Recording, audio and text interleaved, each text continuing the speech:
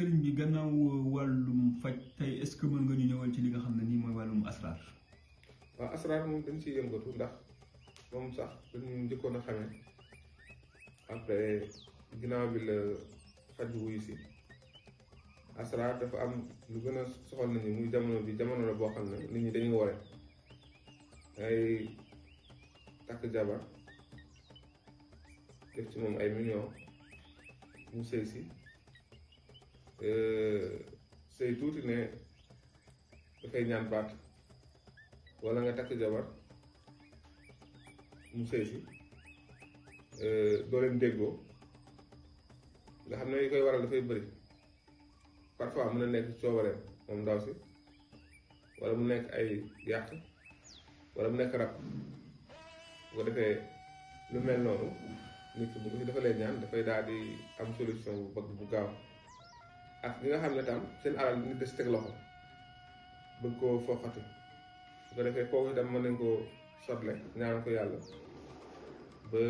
loolu nga xamante ne nii bëggoon nañ ko jëlee ci loxoom mu jotaat ko ak koo xam ne ay mbiram dafa dëgër nga xam ne rab daf koy def comme ni ma ko waxee sànq liggéey da koy def cat da koy def su defee ku mel noonu tam nga xam ne jàng na ba pare mënul am dara wala muy liggéey ba si yàgg liggéey mu yàqu wala mu tukki nekk bitim réew fekk ne dëkk boobu nekk ñu fa nekk ñëpp ñu fa amee teraanga mais moom ba léegi mënu fa gis boppam yooyu yëpp tam bu fekkee nit ki daf ko dal ñun bu ñu ko xoolalee ba xam ne naa nga moo gàllankoor su nga si dimbalee rek mu dañ incha allah. am na solo sëriñ bi donc gannaaw loolu ñu bàyyi la rek nga wax ñu tey ak lim fi lim yëpp képp ku bëgg a jokkoo ak yow ci yan numéro la mën a jotee. waaw ki ñu bëgg a jot moom mën na jot ci ñaari numéro yi ñuy joxe bi si jiitu mooy numéro 77 864 25 89 ak 77 755 24 24.